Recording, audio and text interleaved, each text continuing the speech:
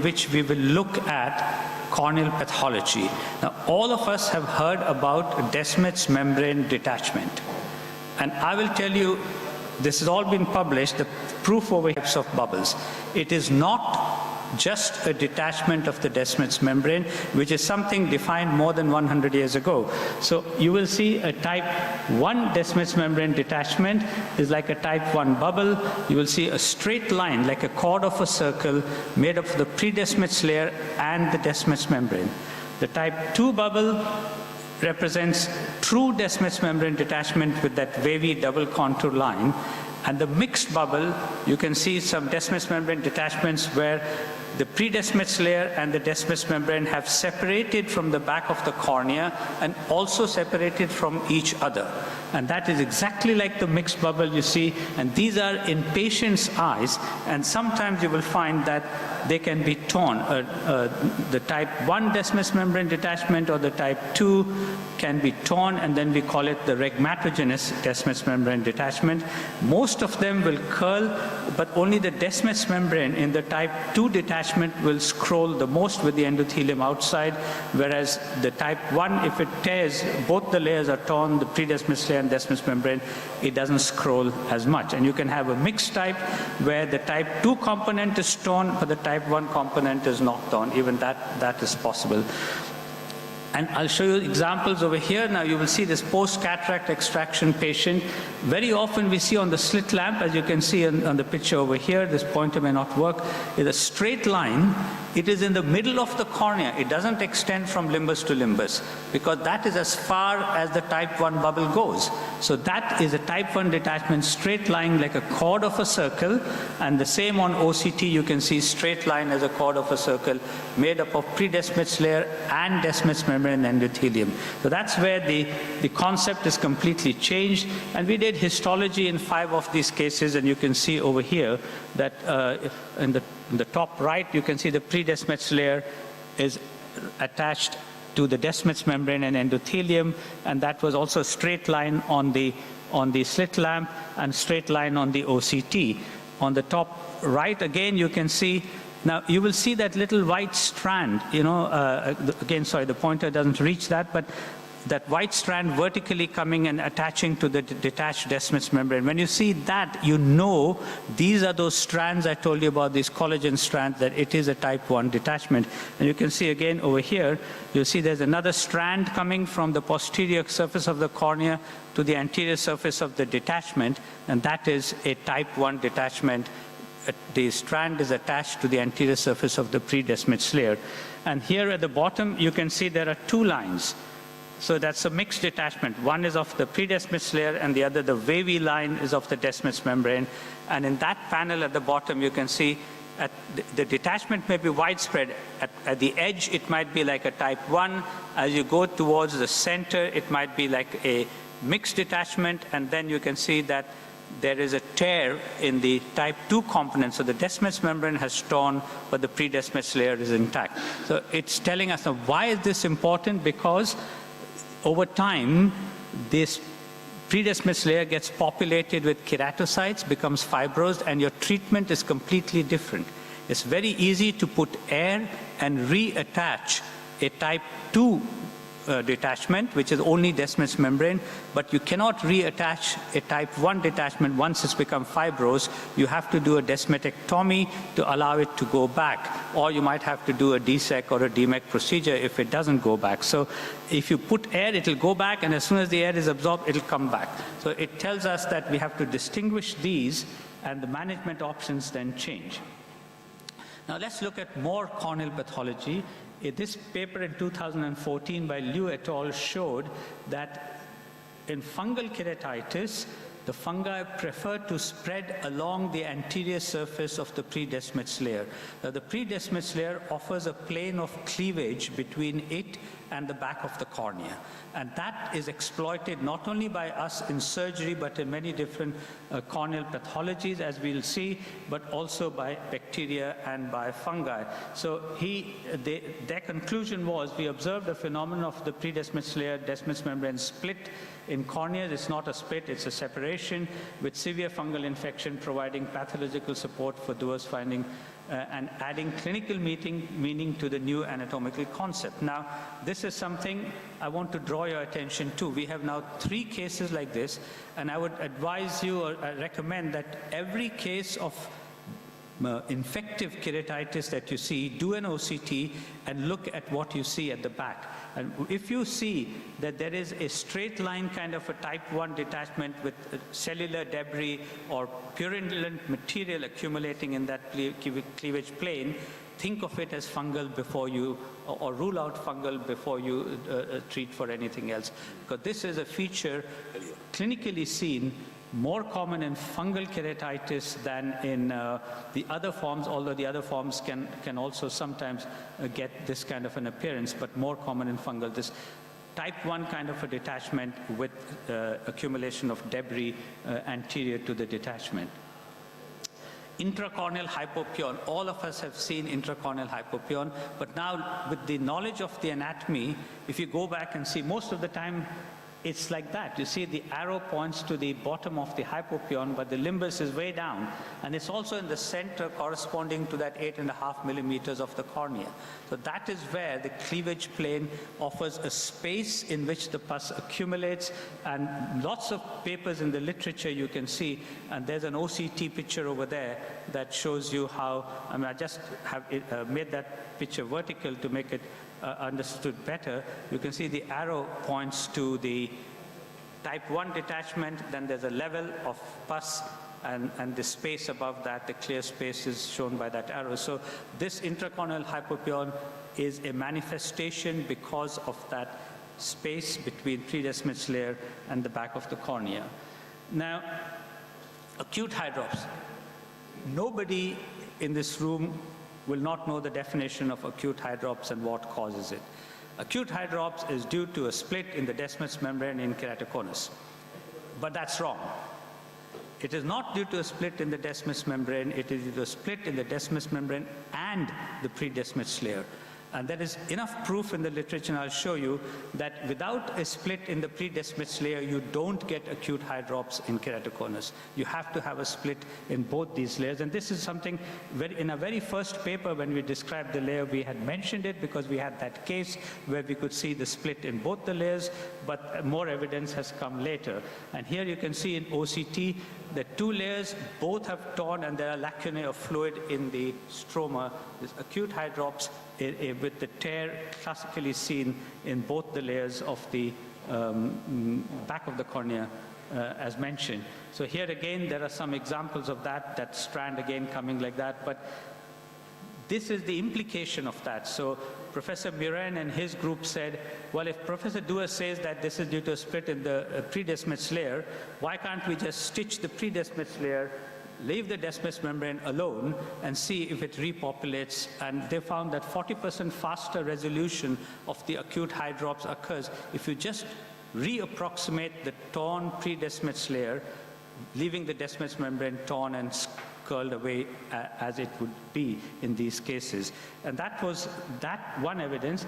But then the most telling evidence came from Gerrit Mellis himself, who invented most of modern lamellar keratoplasty surgery. In the beginning, they were a bit skeptical even about the existence of the layer, but in this paper, they confirmed not. And Bowman's membrane transplant, you have very thin keratoconus corneas, and as you're making that bed to put the Bowman's membrane in, sometimes in their patients, they got Descemet's membrane detachment with the white arrows, and these patients didn't get torn pre-Descemet's layer. But when they were inadvertently perforated posteriorly, because it's a very thin cornea, and they went through the pre-Descemet's layer, that was the Descemet's membrane, one evidence. They always got acute hydrops. The most telling evidence came from Gerrit Mellis himself, who invented most of modern lamellar keratoplasty surgery to cause acute hydrops. In the beginning, they were a bit skeptical even about the existence of the layer, but in this paper, they confirmed provided some anecdotal evidence for thin keratoconus corneas. And as you're making, if you take a human cornea, and this is something we just publish as a letter, in their patients, they got Descemet's membrane detachment with the white arrows, and you make a slit, and these patients didn't get torn pre-Descemet's layer, definitely cut through the inadvertently perforated posteriorly, because when they raised the cornea, they went through the pre-Descemet's layer. That was the Descemet's membrane. One evidence drops. Now the most telling evidence came from you need a tear in the two layers, but you need a tear in the context membrane to some degree, and it is just in favor of its matrix proteins. Existence of space between it is a unique feature of anecdotal evidence. The story doesn't end there. As you make integration as well, this is something that is in some context you take a human cornea from the eye bank and you make a slit in these patients get gone in Cardiff in the UK had shown that the elastin fibers, which is shown as the yellow lines, and they did this on-face serial scanning electron microscopy. The pink is the keratocyte, the blue is the desmus membrane, and the yellow fibers represents that the space below the pink is the predesmate layer or Dewey's layer, and a lot of elastin is present in that layer. And they showed that in posterior region, as that layer goes away, there's hardly any elastin, as you see at the bottom.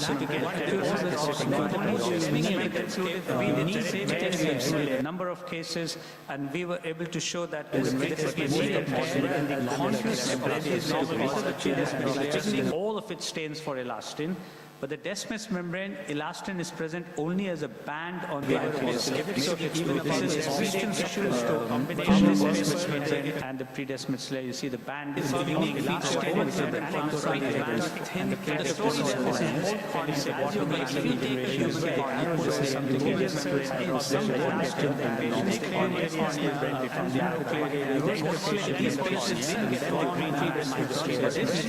So it is interesting because we all know that shown that scrolls with the fiber, which is shown as the yellow line, with the endothelium on-face, right? Because serial scanning electron microscopy, the pink is the keratocyte, and you stick blue is the desmus membrane, and the yellow fibers represents the space below the pink is the predesmate layer or Dewey's layer, acting like this band of elastin is present in that layer. Proof is they showed that if you take a posterior in front of your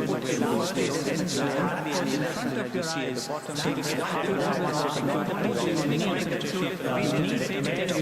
number of cases opens up, we were able to show that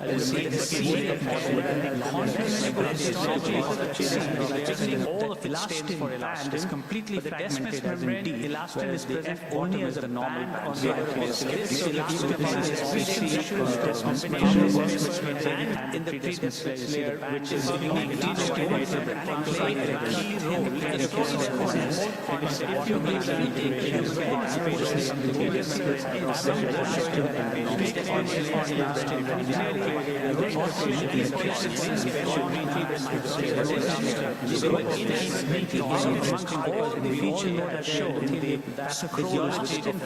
which is shown as the yellow line on the degradation of elastin in the microscopy, hence we can understand why you stick glue is the desmus membrane, probably yellow something related to what is happening within the predesmate layer. So the predesmate layer, to finish off with one or two other very common examples, what about the proof is they showed that if you take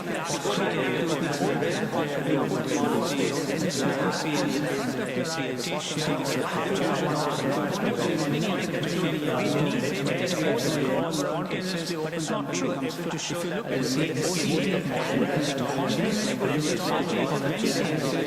all of these statements is completely fragmented. Elastin is also only as the normal, even though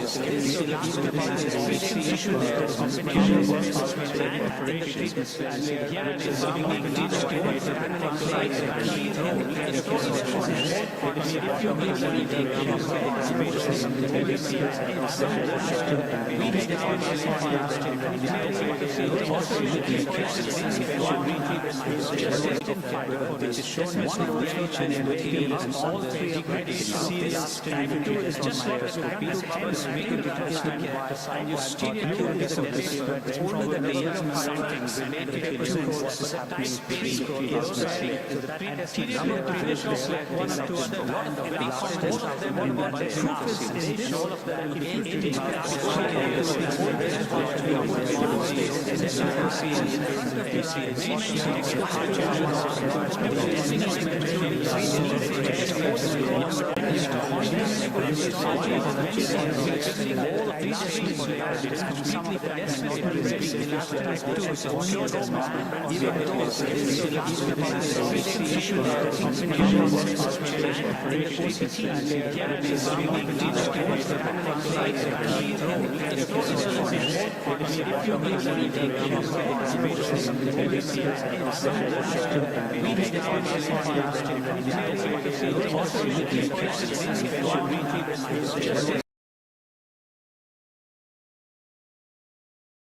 Immunoglobulin paraprotein. And finally, there is a lot of evidence now to show that the pre-Descemet's layer does not end at the end of the Descemet's membrane, which is that thin arrow. It continues beyond that, as you can see, the thick arrow, to become the trabecular meshwork. And this scanning EM, the Descemet's membrane has been taken off. So the pre-Descemet's layer, you can see, is becoming the trabecular meshwork. It is absolutely continuous with the trabecular meshwork. It's not that the trabecular meshwork is a triangular structure that ends there. It actually continues into the cornea. And we have seen trabecular cells in the cornea. There's lots more evidence of that. So its role in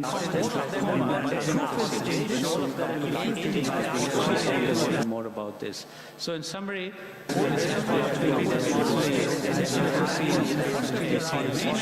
introduced paradigm shifts in our understanding of clinical pathology in a number of conditions: Descemet's membrane detachment, acute hydrops, keratoconus, spread of microbial infection, descemetocele, intracorneal hypopions, and other. So all of this I've described in detail, and these are the things where our thinking has completely changed, and what will it do for glaucoma, and understanding of glaucoma is something that we will be coming out with more information later.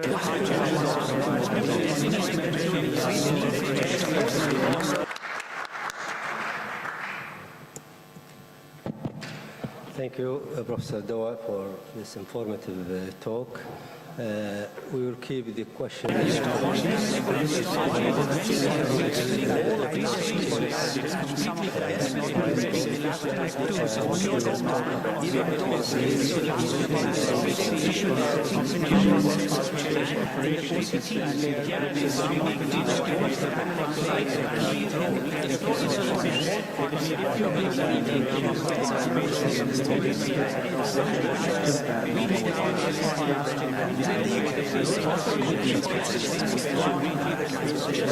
And my understanding over here is you guys do a lot more anterior lamellar than we do, so I'm sure you're all experts in this. But essentially, we're going to talk about doubt today. And what's interesting about doubt is that although it was described by Anwar a long time ago, 20 years ago, the uptake has still been quite slow. This is from 2015, and you can see back then only 500 doubts were being done in the US a year. And even more recent IVAC data from 2021, there was only about 1,000 doubts done in the US. And if you look at the rate of uptake of different types of corneal transplant in the US, you can see that anterior lamellar character is relative to PK it actually continues into the cornea, and we have seen trabecular cells in the cornea. There's lots more evidence of that. We've only got 15 minutes or so we're just going to concentrate on enough in the outcomes they'll get with that. Historically, manual dissection was initially described, and then the upper layer. We know that the interface achieved with manual dissection, as you can see in the top right, is only really compatible with good vision if you get down to the pre-descemetic layer. So since the success rate published is so, it varies significantly, the confidence people have that the graft is not going to be converted to a penetrating keratoplasty limits people to typically only performing DALC diameter of 8 to 8.5 millimeter grafts. And so to try and kind of hone down the outcomes and increase the rate of pneumatic dissection, you have to think, what is it that defines whether we get pneumatic dissection successfully or not? And so here's a video where you can see the air just disappearing into the anterior stroma through the trabecular meshwork, and in contrast, a video here where air is injected, and you can see that it's been injected deep enough that you get a type 1 bubble there. So that's air above pre-Descemet's layer, Dua's layer. And we know for several years, really, that the chances of getting successful pneumatic dissection correlate well with how deep you are when you actually inject air. And if you're within 100 microns or so of posterior stroma, we know that your chance of achieving pneumatic dissection is significant. So in contrast with the originally described technique for Dowk, where you determine the thinnest part of the cornea, you define 200 to 400 micron depth, and then debulk the anterior stroma, and put a probe in, exchange it with a cannula, and advance it centrally until you have these kind of manual, non-binary feedback of how deep you are in the cornea. The problem with this technique was there's lots of variables that aren't controlled for. You know, what pachymetry do you use? Where do you measure the pachymetry? How deep do you trephine? What trephine do you use? What probe or needle do you use? And you can see from all the literature that actually these variables are huge between different centers, how deep people trephine, and the chances of pneumatic dissection vary significantly. So the idea is, in standardizing Dowk, if we accept that the main variable is whether you are managing to inject air at the correct depth, why not try and start your cannular insertion at the correct depth with a deep trephination rather than starting at a kind of arbitrary, non-defined depth with a non-deep enough trephination. So I'll show you what I mean.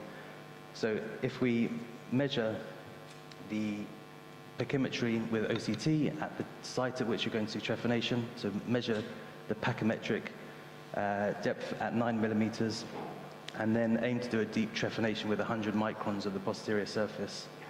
Then when you insert the cannula, you know by definition you're already at a plane deep enough to realize pneumatic dissection.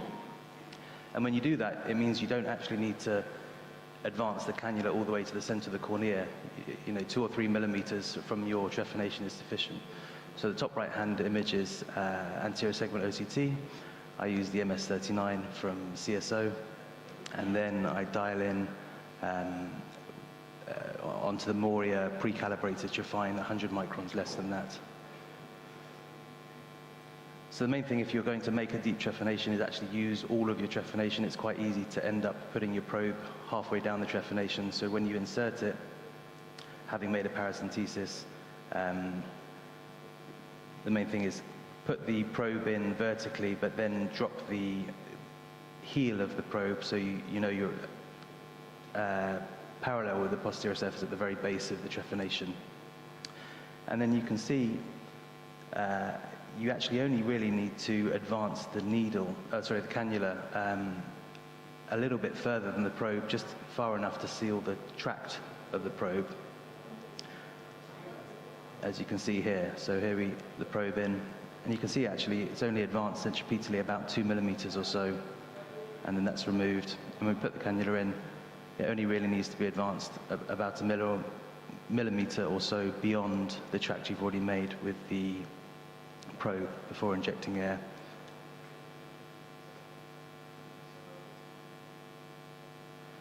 And you can see here, again, this is a type 1 bubble, so the air is above pre-Descemet's layer. As you all know, type 1 bubbles are much easier to subsequently manage than type 2 bubbles in terms of the risk of subsequent perforation. So with this technique, when I was a fellow a few years ago in Italy, we compared the success rate with this technique with people who had not done many corneal transplants, with those that had done more corneal transplants. And actually, even if you're relatively junior or very junior with this technique, at least 7 out of 10 in all of the 4 fellows achieved pneumatic dissection. So it's a nice, straightforward technique. So the problem with doing wide diameter grafts is that when we inject air, the bubble often does not, well, rarely exceeds 7.5 to 8 millimeters. So if you're doing a 9 millimeter graft, that last 1 millimeter of manual refinement is kind of a high risk zone for perforation. So the concept is to optimize, the maximal anterior refractive surface with a 9 millimeter graft, but then minimizing how much actual risk of perforation you have by reducing the amount of the sealing of the bubble you excise to 6 millimeters. So this is a schematic of that. So you can see it's a 9 millimeter graft, but actually the amount of posterior stroma cleared is only 6 millimeters. And the idea with that is even if you just reduce the diameter of dissection from 8 millimeters to 6 millimeters, we all know that the surface area of a circle is proportional to the square of the radius. So actually, just reducing that radius by a millimeter actually halves the overall rate, so the overall surface that you need to clear, and reduces the risk of perforation. So this is a more complete case with this technique. So again, it's a type 1 bubble. And then after the bubble is done, the anterior stroma is removed. Now after this, the sealing of the bubble will be removed, but only in the central 6 millimeters. So this stromal peripheral shoulder will actually be left in place. So it's important to get that bit fairly uniform, otherwise you'll have higher stigmatism if you have a kind of doorstep there. And then using a skin punch, mark 6 millimeter optical zone, and then put some visco on. So when collapsing the bubble, when we talk about the kind of brave slash with a 15-degree, the important thing is the quick bit is as it comes out rather than it goes in, because as it goes in, the blade itself tamponades the hole it's made. The important thing is once it's in, to come out quickly. If you try and go in too quickly, you often just kind of nick the top, and then you kind of end up in the difficult situation where you're not sure whether or not you're in the bubble. So the deft part of the cut needs to be on the way out and not the way in. And then the anterior, or the sealing of the bubble is excised, but just excised to the edge of the optical zone, so 6 millimeters. And the main thing is to make sure if you are just doing 6 millimeters that you do excise all of the 6 millimeters, otherwise you end up with a kind of ever smaller and smaller optical zone. So I try and just remove it all in one piece with the ink.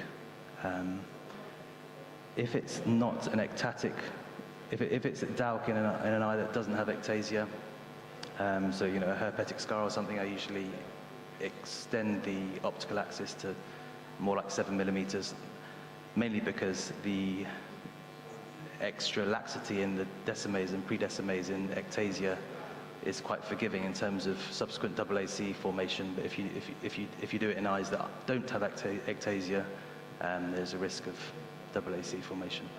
So the anterior lamellar is prepared with a microkeratome with a 450, well, 400 to 450, depending on how thin the donor is to start with, and then secured in place with a double running suture. So one of the concerns if you're doing a deep trephination, you know, 500 micron trephination, is what happens if you have a perforation during trephination. And broadly speaking, if you have a perforation during trephination, the main thing is whether the AC is maintained or not. If the AC is collapsing, then it needs suturing. And if there's just a small perforation, actually you can just continue. And when you do the suturing later, just bear in mind where that perforation was. So this is an eye that's had perforation during trephination, and then still completes normally with a pneumatic dissection, and again this one has a type 1 bubble there. So what if the perforation is a bit more significant? This is an eye with a herpetic eye with a vascularized thin corneal scar, and you can see at the time of trephination there is a more significant perforation, and actually several clock hours are perforated. So the first objective is to secure the stability of the AC with as many sutures as is required. You know, you always can convert to PK, but this kind of eye in particular is worth spending a bit of time with. But herpetic Dowk is certainly preferable to a PK, even if it takes a bit longer. The risk of rejection and failure in the future. I'm showing this video actually because there's the second problem with this is, so I think the main thing with DALC is you need to have plan A, plan B, plan C and D if things aren't going to plan. So we've tried to secure the AC, it hasn't worked that well, and now doing pneumatic dissection you'll see that actually the probe is probably in the AC at this point and we don't get a bubble at all. And the AC is just full of air. So the reason I showed this video is actually I find the ultimate get out of jail card in DALC, if you haven't managed to achieve pneumatic dissection, is put the visco on the cannula and achieve a plane with a visco dissection. So you can just see forcing visco into the stroma.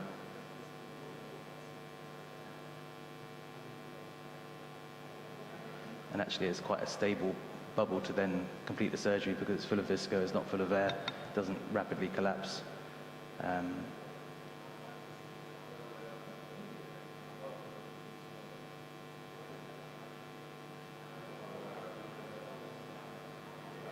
We put visco on the top. You don't really need to put visco on the top if you've got visco in the stroma, but we do it nonetheless. And then again, the optical zone is marked, 6 millimeters, and excised. Sorry, I'd usually try and fast forward this video, but I can't without a screen. And then an anterior lamella is sutured in place using interrupted. So the interesting thing about visco bubble is the haze hangs around for a few months, so the vision is affected for a few months, but then by about 6 months the haze from the visco disappears and the vision is comparable with a non-visco achieved interface. And you can see how the interface clears over about 6 months or so. So this is a case just to show that even in, it's not hugely thin, but the main thing is irregularly thin, i.e. one side of the 9mm pachymetry is about 850 and one was about 500. So if you try and trefine when the pachymetry is very asymmetric, there's a good chance of perforation. So in this kind of eye, it's only a temporary measure just to get you through the trephination safely. But if you inject BSS into the stroma using a yellow needle, an insulin syringe, then you can get the stroma to a thickness that is safe to trefine without any problems. I think in the interest of time, I'll skip that video. So what happens if pneumatic dissection fails? Well, typically with pneumatic dissection, if it fails, the first thing is to try it again from another site. And then, as I said, I usually try visco dissection. But ultimately, if you can't get anywhere, then you can always revert back to manual dissection. You need to make sure the stroma is kind of always wet and have a bit of tension in the y-axis, just lifting up. And you can see that with some time and care, not always, but you can get quite a nice deep plane. What about if you have a perforation? So with perforation, people have talked about micro and macro perforation. I find it difficult to make any meaningful clinical distinction other than if you can reform the AC with air, then you can continue. And if you can't, then I usually stop there and convert. I mean, there are lots of other techniques described, but if like in this case, you can maintain the AC with air, then I say it's worth carrying on. And if not, if you've got a 9mm trephination and you perforate, then I convert to a mushroom keratoplasty. So a mushroom keratoplasty is a lamellar two-piece graft. So we excise the central 6mm, and then into the 6mm hole we place a 6mm posterior lamellar graft. So the donor is split into an anterior and posterior lamella. The anterior lamella is punched to 9mm, and the posterior lamella is punched to 6mm. And the posterior lamella is just laid into the optical zone that you've excised. and no sutures are needed for the posterior lamella, and then you overlie the 9mm anterior lamella on top. And actually, even without an air bubble, if the patient's phakic, I don't even insert any air. It just seems to oppose naturally. Okay. If they're pseudophakic, I usually leave the patient with air in at the end. Dr. James, can you conclude, please, because we are running out of time. Yeah, sorry. I've got 2 talks back to back, and one is about 20, and then the other is actually less than 10. So the next one will take out of this. So okay, fine. Okay, so my main thing with DALC is starting the pneumatic dissection at the right depth, rather than getting there with the variables that we've discussed. So if you do a deep trephination, you know that where you actually start your air injection, you're already deep enough, and then have a plan B and C.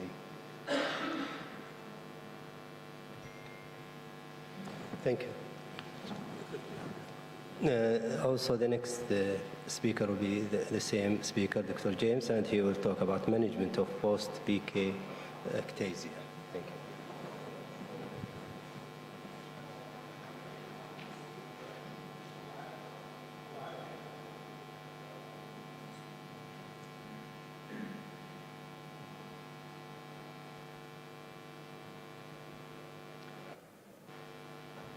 Okay, so these are patients that we've all seen in clinic, patients that have had a corneal graft a long time ago for keratoconus, and the graft itself is still clear, but they come with worsening vision because of progressive astigmatism. And if you see that this is a typical OCT where you can see peripheral thinning of the graft representing ectasia recurrence with elongation of the wound and progressive deepening of the AC with myopia and astigmatism. And the problem with these eyes is that actually the cornea itself is clear and the endothelium is very healthy. And if the graft is 20, 30 years old, the likelihood is the endothelium has host and donor endothelium and is unlikely to reject if it's lasted 30 years. So it's a shame to just repeat the graft.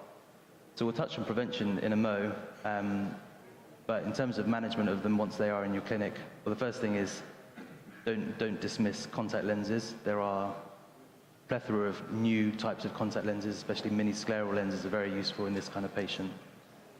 So in this kind of patient, for example, even with 12 darts of astigmatism, with a mini-scleral lens, they still achieve a vision of 6/9. So contact lenses have a large role for these patients, but if we're not getting there or they're contact lens intolerant, what do you do with this patient? Well, when you look at that OCT, actually the only kind of normal thing that remains in the anterior segment is the tissue, the actual donor tissue, so just replacing it like for like is a shame. Aside from replacing healthy endothelium, you'll also end up having to suture a normal thickness corneal button to a thin periphery, which is tricky. So I don't think it's a good idea to do that. The alternative is widen the diameter of your PK, so at least with that you address the issue of the elongated wound and the thin periphery, but then you are still subjecting somebody with a non-rejected cornea to a large, wide diameter PK, which I think is unacceptable, really. So the ideal solution would be to manage to retain the patient's healthy endothelium. I say healthy in inverted commas. I mean, the endothelial cell count often is 1,000 or even less, but at least it's sufficient to maintain corneal clarity and has lasted 20 years without rejection. So retain that whilst reshaping the anterior curvature, which is the main refractive surface of the eye, and adding tissue to the thin periphery. I think this one, can you press play?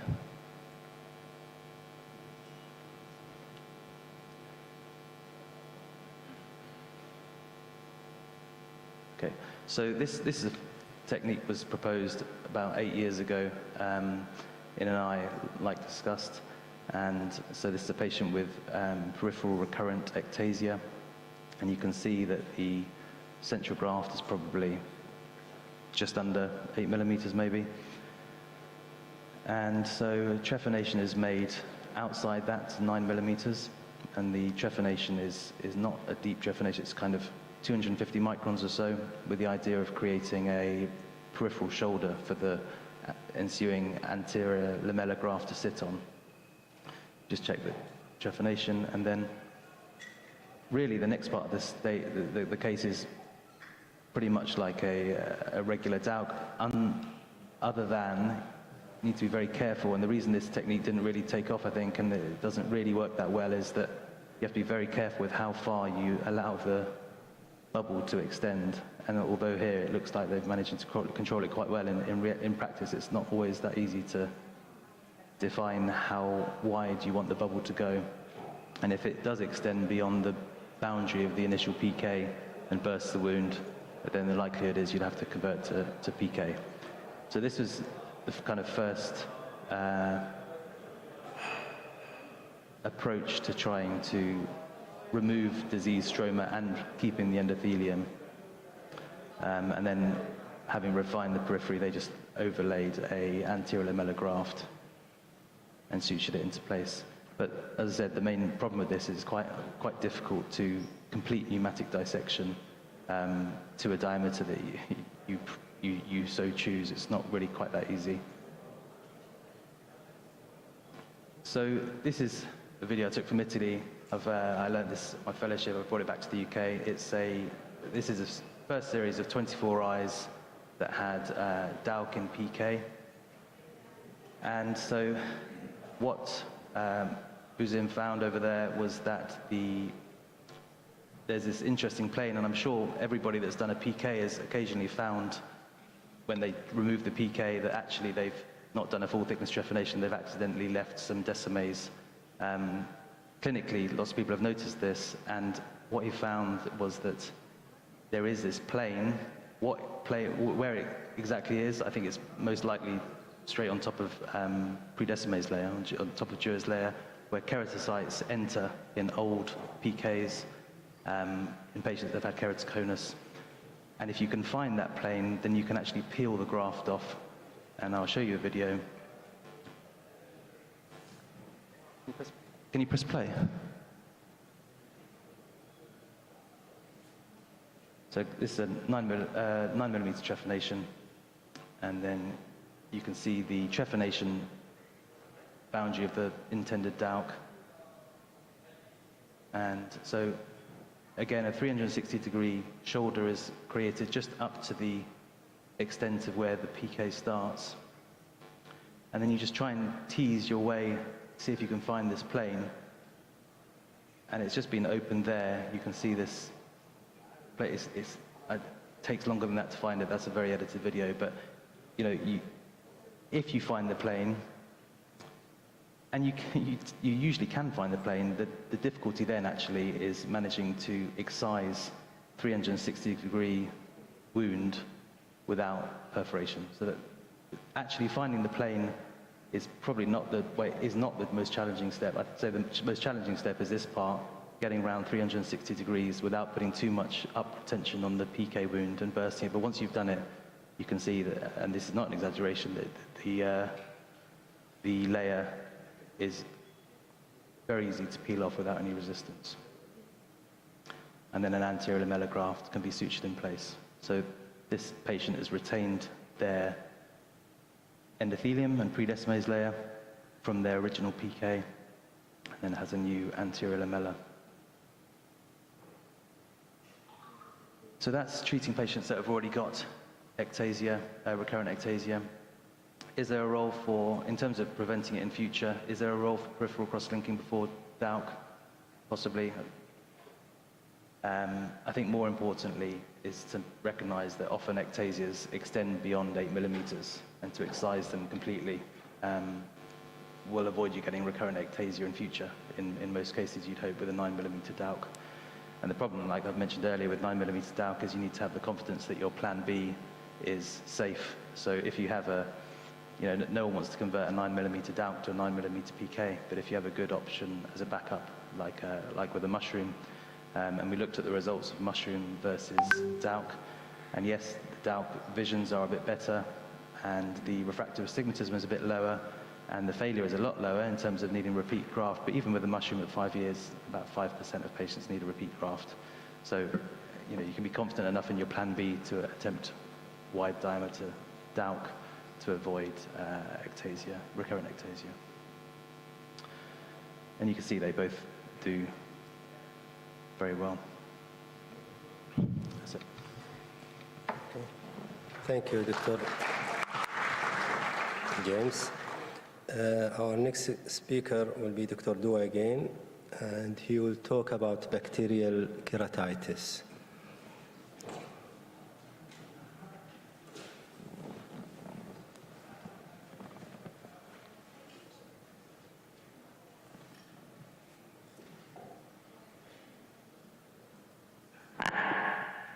Well, thank you. When it comes to bacterial keratitis, there is not a lot that's new, other than some centers are using PCR for diagnosis.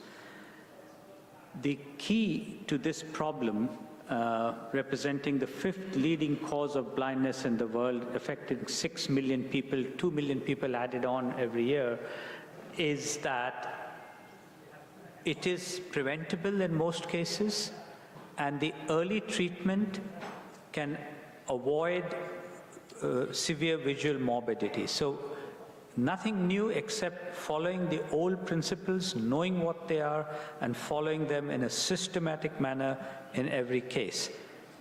Antibiotics are the mainstay of treatment, but unfortunately for the last 15 years, there has been no new class of antibiotic that has been developed because it's very expensive and the market is not viable for the companies. So this is what we are dealing with, but if we apply the principles, which I will take to you through, then you can get some good outcomes. So infectious keratitis can be viral, bacterial, fungal, parasitic, and exotic, which is in this case actinomycosis. So you have an important clinical history looking at the risk factors, assess the clinical features, do some investigations, and then consolidate your diagnosis with microbiological investigations. CLOCS is the acronym for the risk factors. You see at the bottom picture there, that's the contact lens the patient was wearing with those kinds of deposits on it and vascularization. So contact lens wear, even good clean contact lenses, are high risk factor, particularly if you sleep with them, but soiled contact lenses make it worse. Lid disease, ocular surface disease, trauma, surgery, and surgery. Another S you can add, sutures. Any surgery with sutures, steroids, cold sores, nasolacrimal obstruction. This is the most commonly forgotten part of chronic recurrent eye infection is a nasolacrimal obstruction. Even with consultant ophthalmologists in the UK who refer patients to me. So sutures, like I pointed out, big culprit. There are a whole host of risk factors, as you see in this panel. You can have anterior, posterior blepharitis. Turn the lid around. Very often we don't do that in busy practices. Turn the lid around and look underneath. You'll get clues about some chronic underlying ocular surface disease. Remember, limbitis is a definite clinical entity where the limbus is swollen, as you see in that first fluorescein picture. There's a gutter in which pooling of dye is occurring. There's coarse punctate keratitis. So limbitis, herpes simplex infection, and acanthamoeba are two common causes of limbitis.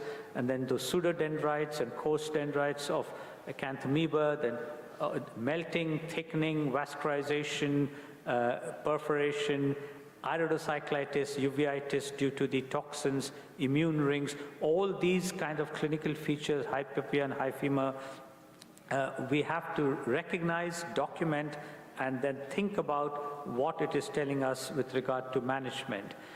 Atypical patterns, you can see the infection spreading into the sclera, so actual scleral abscess.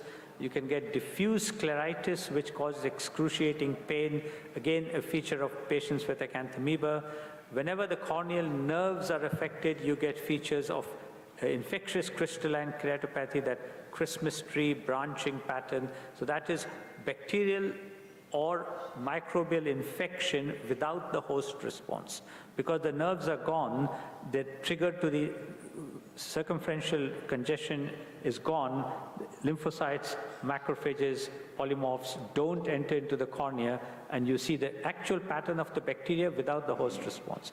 Then atypical organisms, and then you have atypical mycobacteria and nocardia, the typical patterns. So recognize those patterns so that you can direct antibiotics accordingly. Things we often forget to do in these patients is check corneal sensation and even a cotton wisp. And ideally check on the lesion, on the periphery, and on the conjunctiva. Distinguish between corneal and conjunctival sensations, the presence or absence. Pressure, again, the forgotten factor in corneal ulcers. All our residents, there's no place to measure pressure. So the pressure is the forgotten factor. After 2-3 weeks of treatment, the ulcer has healed, but you have a blind eye because of a deep cup. It happens very fast in some of these patients if the pressure is very high. So try to find a way, and sometimes the best is to just palpate the eye and document the pressure. If you have this system in your mind, then you will not miss any of these things because they're all equally important, not just the infection. And now we have OCT, which helps us, so you can do things with the OCT and you will see the actual extent of the infiltrate, the density. You always get that sawtooth pattern, this wrinkling of the Descemet's membrane, if there's thinning of the cornea, iris adhesions, all those things can help. I told you about the detachment in deep fungal keratitis. And if you have access to in vivo confocal microscopy, then it helps with acanthamoeba and with fungal infection, but it is not diagnostic. It has to be supplemented with the clinical features and your clinical acumen and experience. Pentacam densitometry of the cornea is a good way to measure prognosis because the density of this entire cornea increases even if there's a small ulcer, because all the cells are coming from the periphery, and as they're migrating in the stroma, the cellular content of the stroma goes, densitometry readings rise, and the first thing response to treatment you can tell is the densitometry readings have started to fall even before you see clinical improvement. You can do your cultures, impression cytology, biopsy. We do biopsies in cases that are not responding within 48 hours to your treatment, or they're getting worse despite treatment. And we send for histology, we send for microbiology and PCR. And sometimes you can see things in the histology. So you have to distinguish whether this is infectious or non-infectious. One important feature about all microbial infections. So these are the things: pain, progression, epithelial defect, discharge. Very important, anterior chamber reaction. If you have an infiltrate with anterior chamber reaction, think infection. If there is minimal or no anterior chamber reaction, even with a dense infiltrate, think sterile infiltrate, as you see with contact lens wear, and the other features are all listed over there. And these are found in many textbooks in many places, and you can just keep these in mind, all the residents. We put a chart in the eye casualty, look at these, and then try to make an impression of whether it is or is not. Again, very important, is it sight-threatening or non-sight-threatening? Again, all on clinical features, if it is centrally located, larger than 3 millimeters in size, is it related to contact lens wear? Any kind of an infiltrate, if it is related to contact lens wear, treat it as sight-threatening until proved otherwise, because they are mostly pseudomonas and they spread very fast. And if you have an AC reaction and hypopion means grade 4 AC reaction, then treat it as sight-threatening.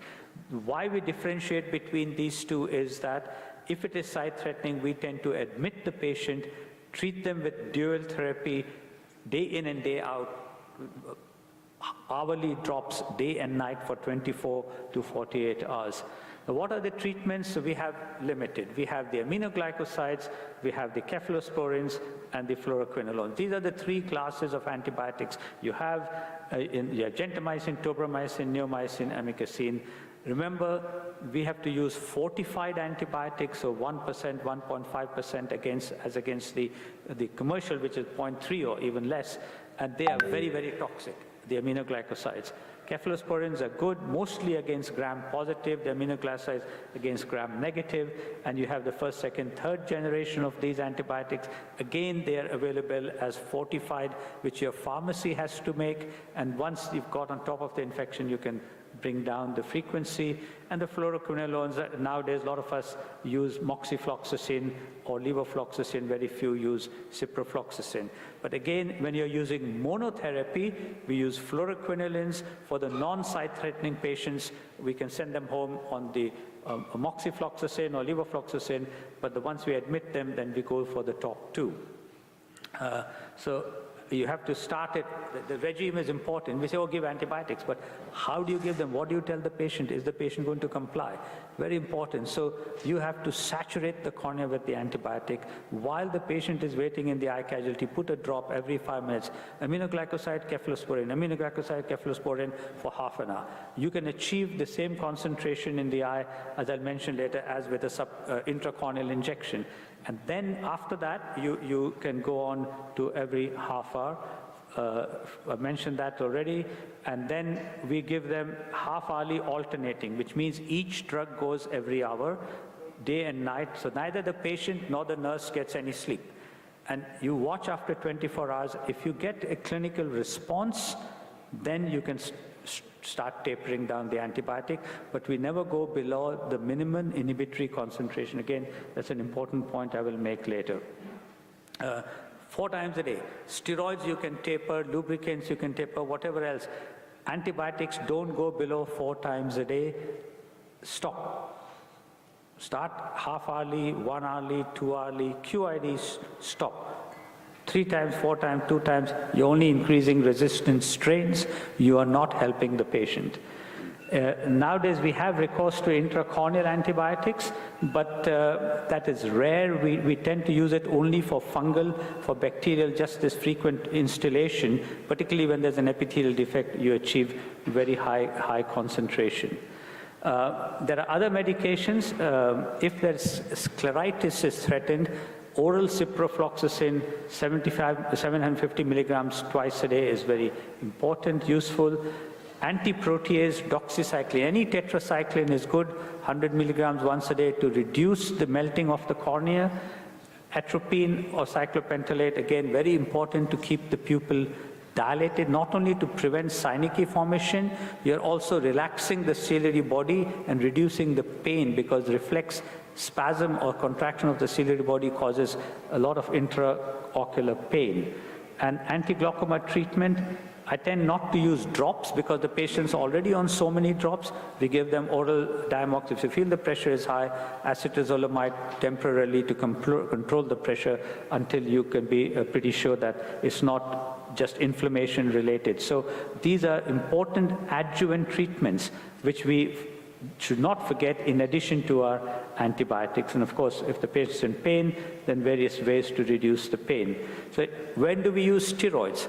And my simple one statement is that when there is documented response to your treatment, then you can start steroids. And in certain cases, you have a lower threshold, particularly if you're doing it in the background of a corneal graft, because you don't want the infection to trigger rejection. So that's important. And you can see you can achieve a good response. Out of 10 residents will tell you, oh, the epithelial starts to grow. And that's way down the list. First thing is pain. The patient will say, pain is much less. Because the cornea is the most sensitive structure in the human body, and pain is a big feature of any corneal infection. Reduced discharge from the eye. Then you see the edges of the infiltrate become, the surrounding fuzz, the cells that are coming in, that because of the conjunctiva, edema of the cornea becomes less. The infiltration tends to become thinner.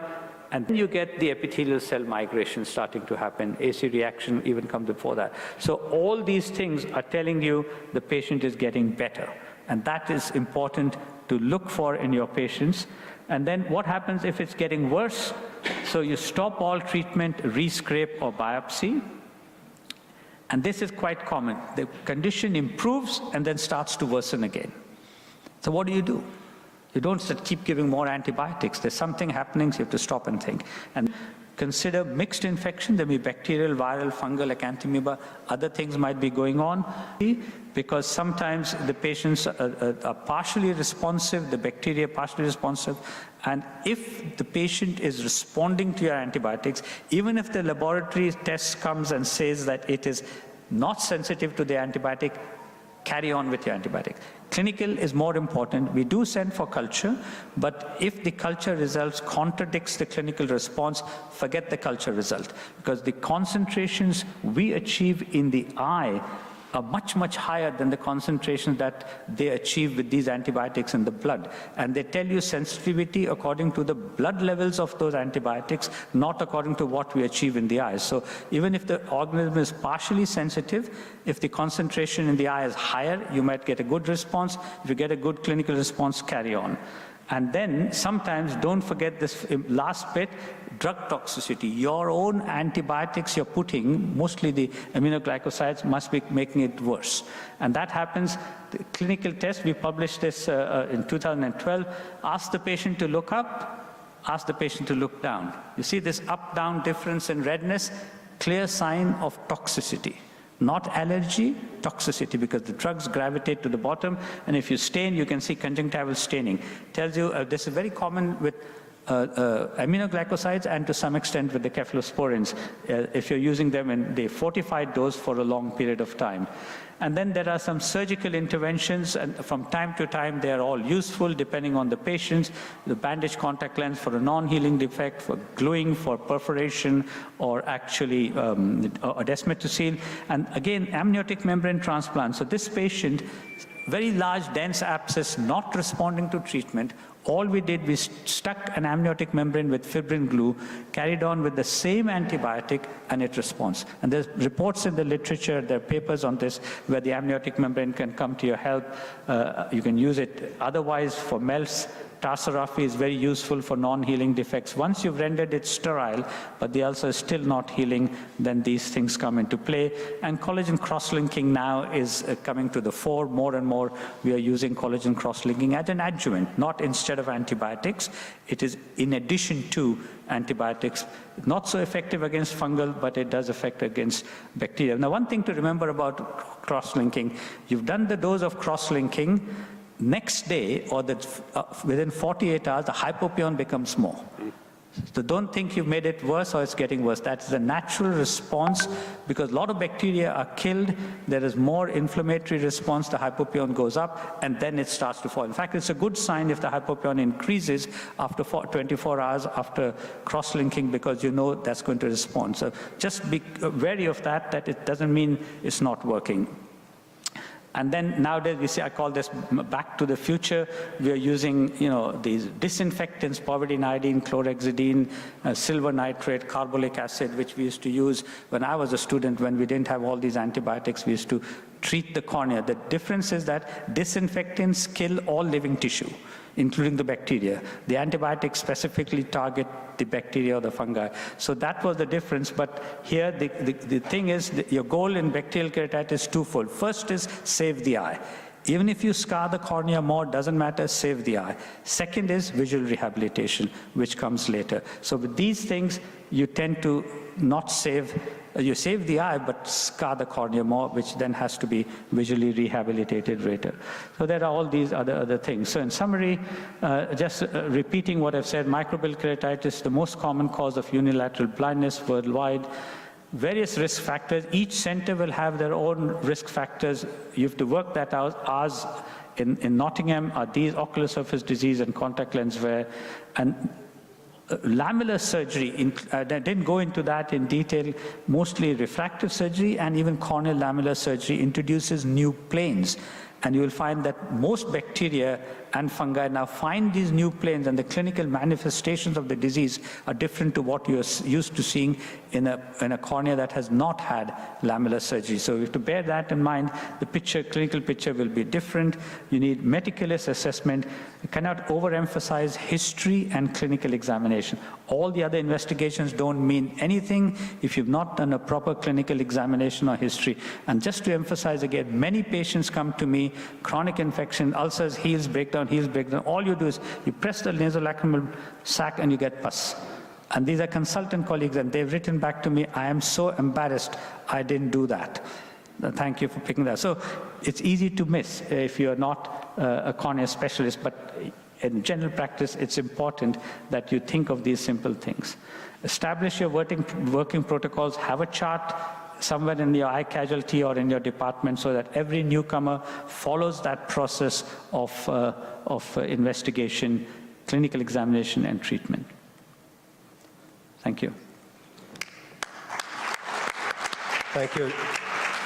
Thank you, Professor Dua. And would you please proceed to the next talk, which will be corneal or common corneal procedures in clinical practice. Yeah, so I'll carry on with this, and I think what I'll do is we'll stop there. I'm going to tell you 3 simple things. You can go back from this room to your clinic and start doing it today. They're very important, very useful, very simple, common corneal procedures in clinical practice. I've got 4, but if you're running out of time, I will only deal with 3. So first of this is suturing corneal laceration. All of us, no matter what specialty we belong to, have to suture the wounds we create or the wounds that come with trauma, and let's look at those. So first thing is differentiate between penetrating and non-penetrating lacerations. The non-penetrating lacerations, as you see over here, are easier to deal with. The point, top left slide, do a peritomy. If the wound edge extends to the limbus, take away the conjunctiva to see how much into the sclera it is going. Don't presume that you know it's not extending, so I'm not going to do that. Sometimes the hemorrhage or the edema will hide the extension into the sclera, and if you don't suture that, you get a leak, you'll be embarrassed. So make sure you know the extent, and that is the anatomical landmark, your limbus. So after you clean the bed, your first suture will be at the limbus. Once you've approximated the anatomical landmark, the rest will follow. These stitches are just tacking stitches. They don't follow any rule. You just have to hold the flap back in place. And within a few days, they will come out, and you can see get a very good outcome over there. So similar other example of a non-penetrating laceration, often you will find the stroma swells. When the stroma swells, don't try to stitch it back and push it into place. Just leave it. It'll go back by itself. That's point 1. The second point on these slides I want to draw your attention to is if you look at that, the retroillumination picture, you can see that line that extends from one end of the wound to the other. That line that joins the 2 extremities of the wound is called the hinge. And that hinge is a very important principle in suturing corneal lacerations, as we'll see soon. But you can see over here this patient settled nicely. So this is the hinge. So if you draw the entrance of the wound in the cornea and the exit into the anterior chamber, so something's gone in like that, draw that profile on a paper and then draw a line joining the extremities of the wound. If that line is within that drawing, it is within the area of the wound, then it is a self-sealing wound. So the hinge within the wound area, now imagine your cataract wound when you do cataract surgery. Your wound is self-sealing. You don't put stitches because when you draw a line from one extremity to the other extremity, it is within, that hinge is within the wound. If the hinge is outside the wound, as you see in your right picture, then it will leak and you have to suture. The first principle is that. So here, thorn injury going in, if you draw a hinge, you will find it's leaking, but it is self-sealing. No stitches, as you can see the trajectory of the wound from the slit lamp pictures from the epithelium to the endothelium, but then afterwards there's fluorescein, there's no leak, it self-seals. And the cataract example is the best example. Here, on the other hand, that is the hinge. That's a leaking wound, it has to be sutured. How do you suture? Very important, and this will make all the difference if you follow. I'm sure most of you already know this. The suture should be perpendicular to the site of application. And the distance between 2 sutures should be less than the distance is more, you will get a leaking wound. And if it is not perpendicular, wound apposition will not be right. So these are the 2 important principles here. This is an example of how it should not be done. It was my medical retina colleague who sutured when he was on call. The sutures are going all over, the distances are all over, some are long, some are short. But the key point here is never bury the knot in the wound. When you turn the knot around, make sure it's not in the wound, because when you take the suture out, it will rip the wound apart. So if it is in the wound, then move it till it comes out this side or on the other side. So you can move it this way or this way. You bury the knot, but make sure you don't bury in the wound. And the other thing is that if you have multiple lacerations, don't trim any tissue off. Try and put everything back. Don't debride corneal tissue. Even a thin sliver of tissue, if you debride and you stitch, you will create a lot of astigmatism, a lot of irregular astigmatism. So try and put everything back into place. So limbus to limbus laceration, see the wounds are perpendicular, the sutures are perpendicular to the site of application. Start at the periphery and move your way in. It's very important, don't start in the middle. I think I've got a slide to show you why. Yeah, if you start in the middle and you get it slightly wrong, the whole extent will be wrong. You get a fish mouth at the end which will leak. You have to get it, so the easiest way is to go where the anatomical landmarks are. At the extremity of the wound, it's much easier to get it right. So you stitch at the extremities, then you come in, and it'll line up. So that's the way you would start. If you think you know the middle and you're trying to make it, like I said, if you get it slightly wrong, you're in trouble. Now, how do you place your sutures? In perpendicular wounds, equal distance from the wound on both sides. If it is a shelving wound, so one part is underriding, one part is overriding. And what you don't want to do is it to be sutured in place like this. You want it to be sutured like this, so that they approximate properly. So there you go further away towards the underriding part of the wound and closer to the overriding part of the wound. So when you have the compression force, it will oppose properly without slipping. So that's the rule for suturing those kinds of corneal lacerations. When it is a triangular wound, the rules change. So it's not perpendicular, but all the sutures are directed towards the base of the triangle, and then the flap falls into place better. If it is very sharp, don't try and suture the tip, just put an overlay mattress suture. Otherwise, you can put one if it is not very sharp. And if you've got multiple wounds and you bring them all together, then test with fluorescein. If it is leaking, then that orange drop represents a bit of glue.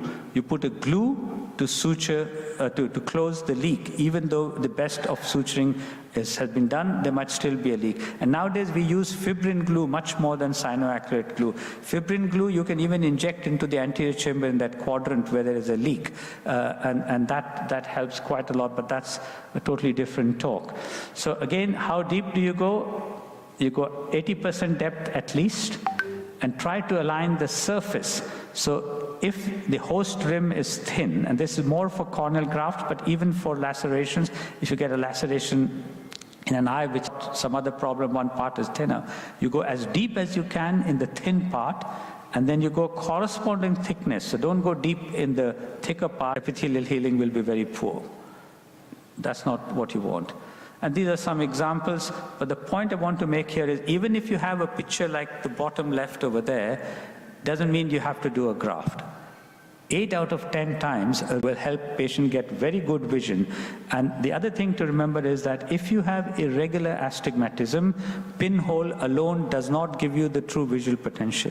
You put any contact lens on the eye, rigid contact lens, and then give a pinhole, and straight away you'll find 4 or 5 line difference in the Snellen chart and the patient's visual acuity. So rigid gas permeable lens and pinhole helps you get the full visual potential in irregular astigmatism like in that picture, and then the contact lens may be the answer for that patient with regard to his visual rehabilitation.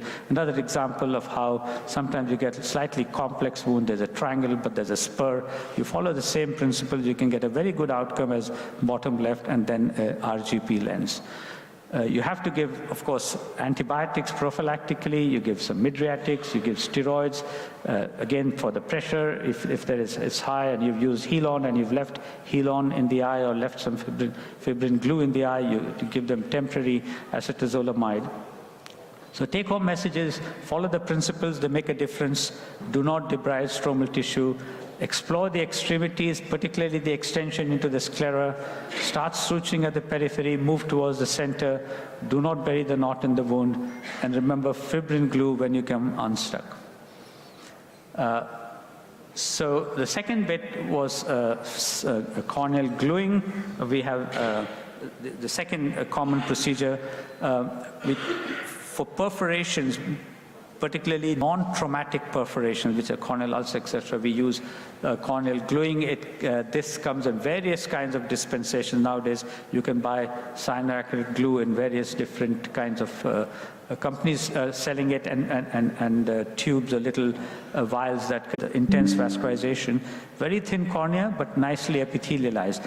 No matter how thin the cornea is, if it has epithelium on it, it's unlikely to perforate. So epithelium is a good sign of reduced risk of perforation. Now, what do you do if you get a perforation with an iris prolapse? Now, often you can put Helon or to remove the prolapse, but it's not always that easy, and you can very shallow anterior chamber. So this is the technique we developed, but this is the principle. So there is a bit of iris knuckle, and there's the ulcer. So you put a plastic disc of, say, 2 millimeters to cover the iris without glue, and then get a bigger one with the glue and cover that all, so that the glue doesn't stick to the iris, but it seals the hole around the inner plastic, which doesn't have the glue. And that helps. So that's just the illustration of that point. So cyanoacrylate glue is a useful tool in managing perforations, infective and traumatic, but mostly these are non-traumatic perforation. It confers good strength, can last for a long time.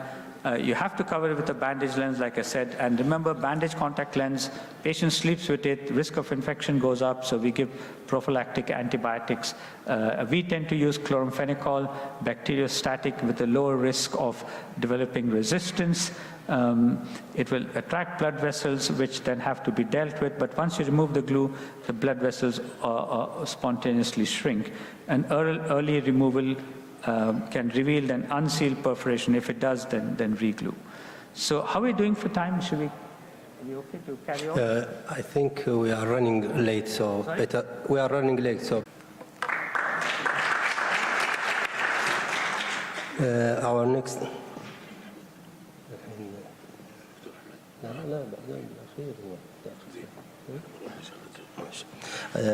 Our next speaker will be Dr. James Markov again, and he will talk about tectonic disc and cornea perforation.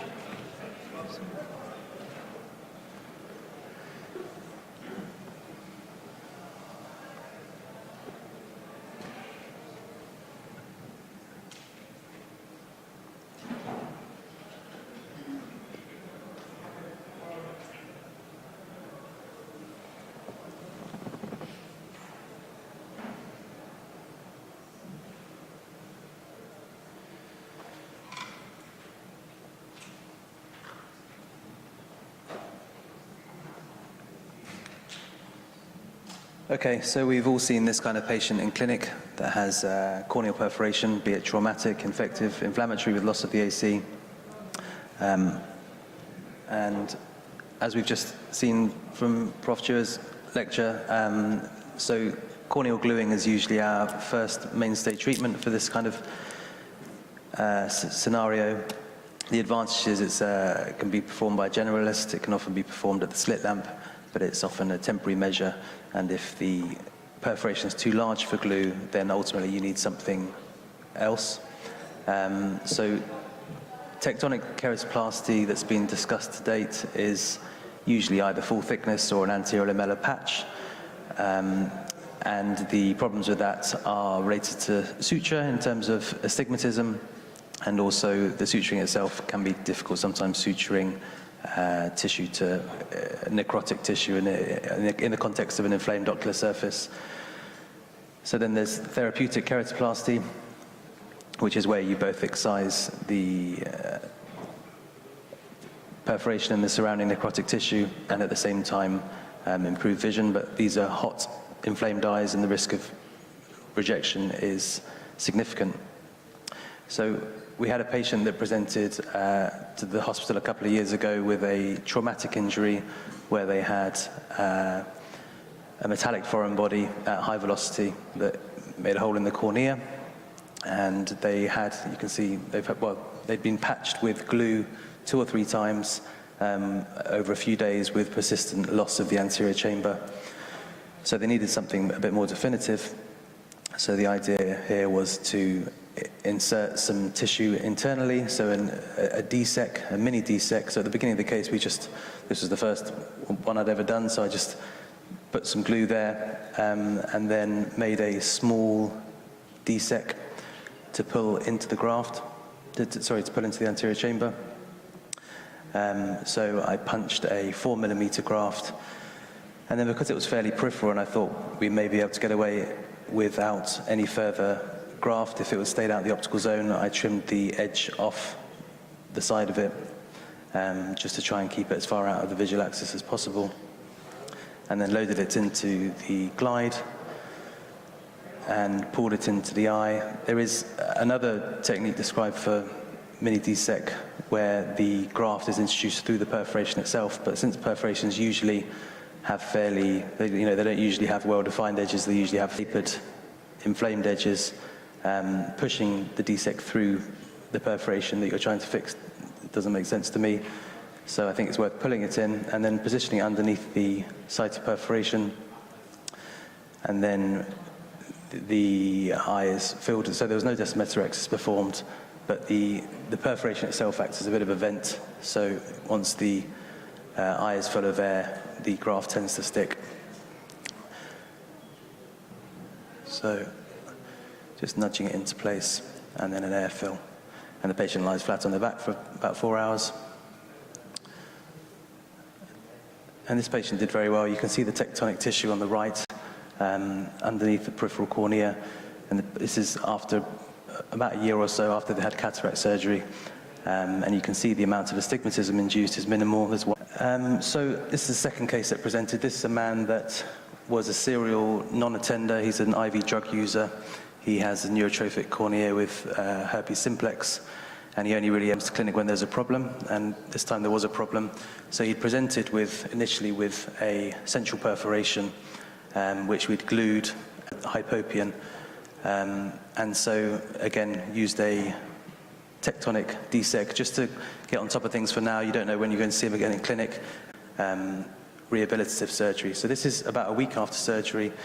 You can see that actually there's no decimeterectomy performed, and it doesn't detach. It's just because of that large vent you've got, essentially sucking the graft out of the perforation. And the important point about that is, if the perforation is large, you need to make sure that the thickness of your tectonic DSEK is thick enough. You can't put a sub 100 micron nano thin or a very thin DSEK into a large DSEK in. And you can see also it's epithelialized after a few days. So then, after a few months, you can then plan rehabilitative surgery, and this man underwent a mushroom keratoplasty. So this is, I think we probably don't have time for this video. I think we showed mushroom keratoplasty a couple of talks ago.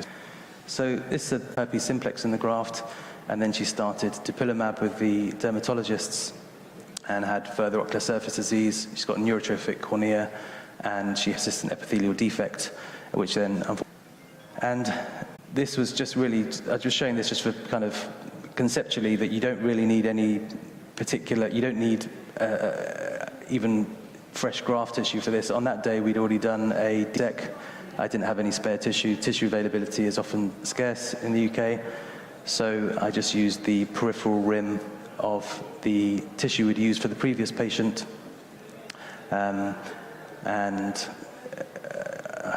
this video just shows it marking, but really it doesn't need to be marked. Even if it's upside down, probably wouldn't really matter with a vent. It's going very slowly. I won't bore you with the intraop video, but you can just see that that little fragment of tissue was sufficient to close the perforation, and at least buys you a few weeks or months until the eye is quiet again and you want to plan what your ultimate procedure is, and that's with no kind of tissue wasted from anyone else. This is residual tissue from another corneal graft. And then this is just, actually this is just a video of us. This lady then went on to have a triple, so to have the graft removed, and a PK with cataract surgery.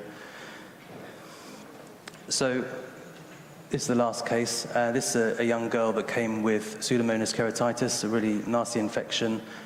Actually, initially with 2 or 3 discs with glue, we managed to keep the AC stable. But then it dislodged, and the extent of the perforation, I just couldn't get the AC to be contained with glue.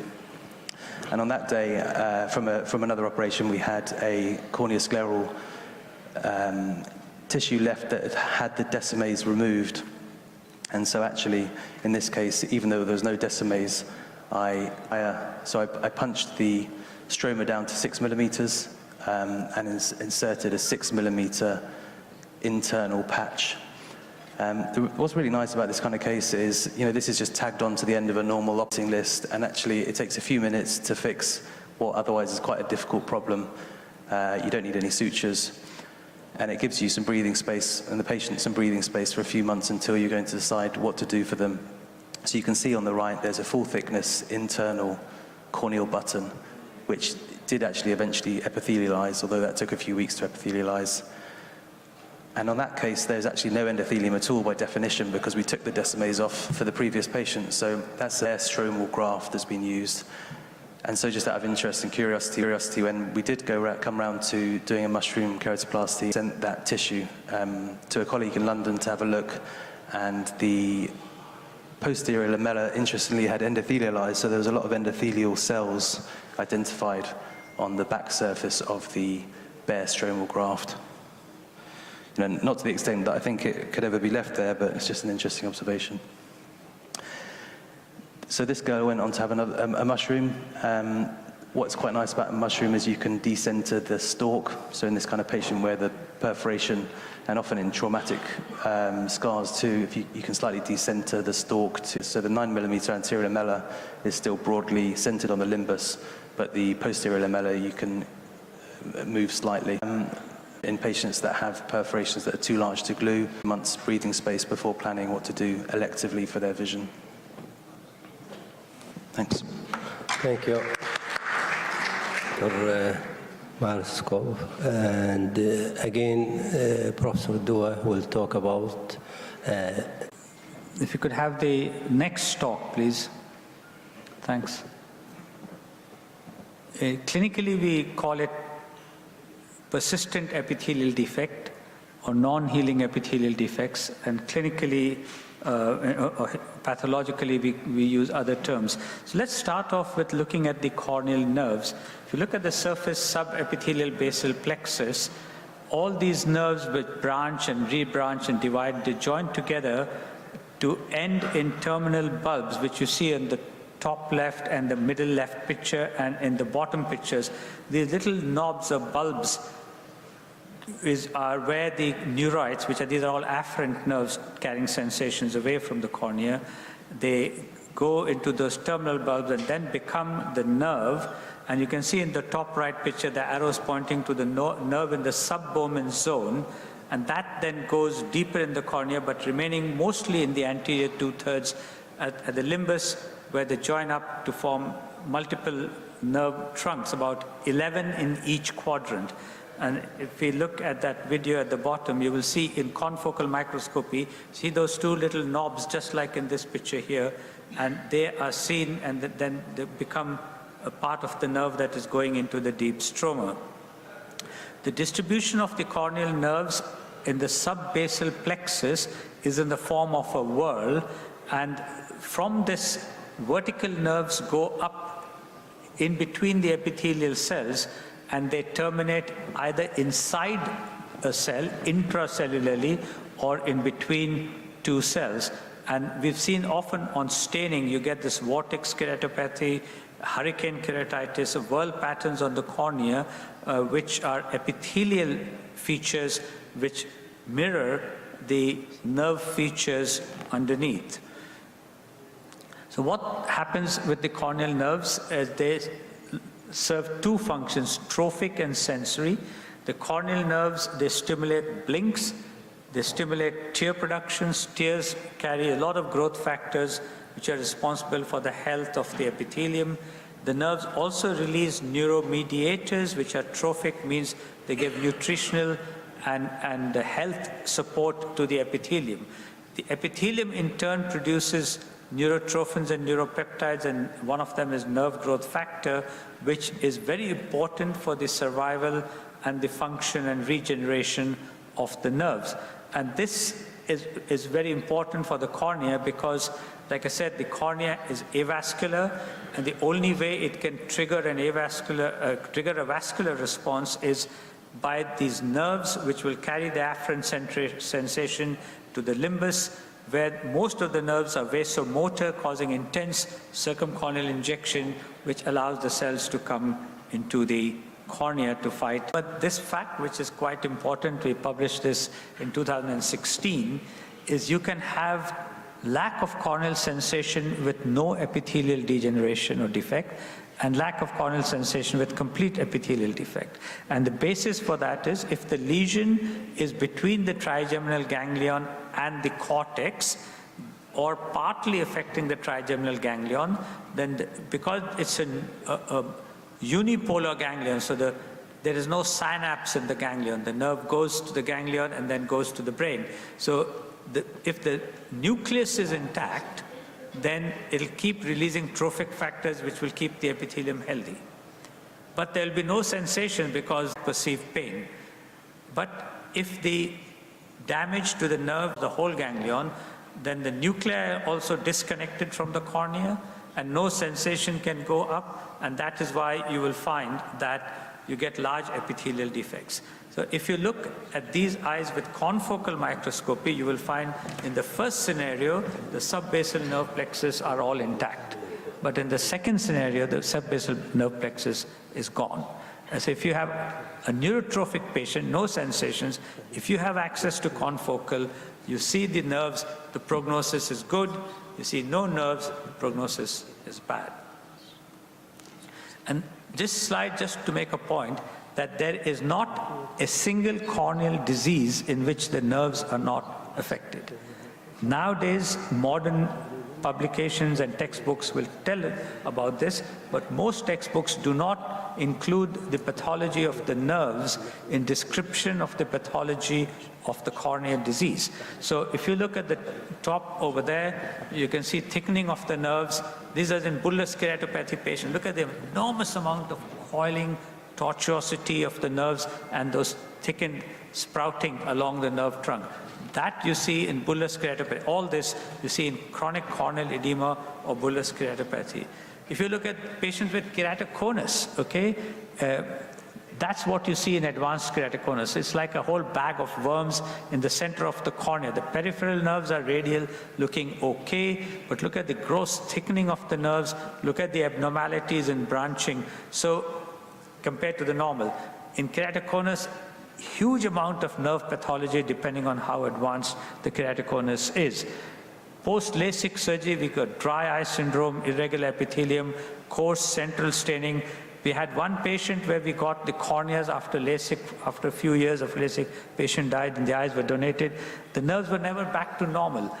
In the area of the flap, you see all these abnormalities in the corneal nerves, which are not seen outside the flap. So once you cut the nerve, the regeneration is not always normal, and that stays as a permanent feature through the patient's life. The good news is we have so many more nerves than we need, therefore functionally the cornea stays normal. Now, when nerves are damaged, we have a condition where the sensory and or the trophic functions are affected. Non-healing defect, persistent defect, slow healing, neurotrophic keratopathy, neurotrophic keratitis, or neuropathic. All these mean the same thing.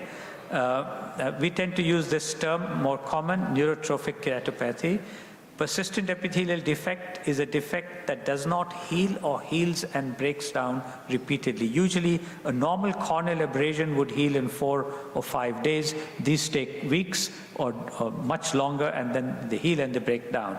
And this is the definition. Neurotrophic keratopathy is a disease related to alteration in corneal nerves, leading to impairment in sensory and trophic function with consequent breakdown of the corneal epithelium. The feature is that the corneal sensations are reduced and absent, or absent in that background. So what happens is that if you have an infection, trauma, inflammation, it leads to epithelial defect, immune cell migration, keratocyte activation. They release matrix metalloproteases which cause melting or stromal thinning. But underlining all of these is that the nerve function is lost or markedly reduced. Many causes of this, all these surgical conditions are other inflammatory keratitis, of stem cell deficiency, refractive surgery, or any surgery on the eye